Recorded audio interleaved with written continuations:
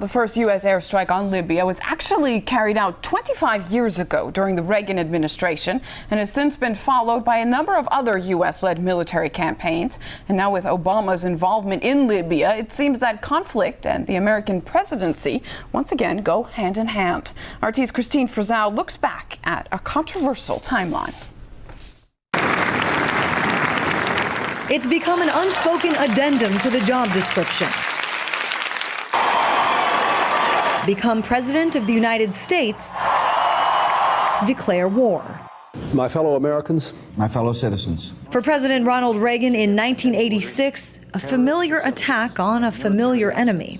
Despite our repeated warnings, Gaddafi continued his reckless policy of intimidation, his relentless pursuit of terror. He counted on America to be passive. He counted wrong.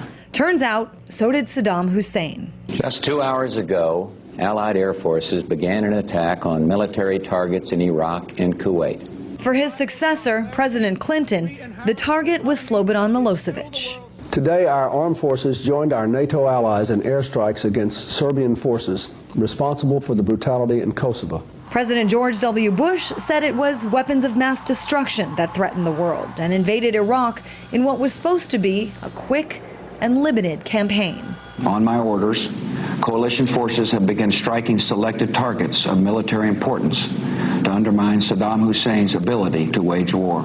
Most thought it would end there. With President Obama running on an anti-war platform, he has spent most of his presidency trying to end the wars started by his predecessor. Until now.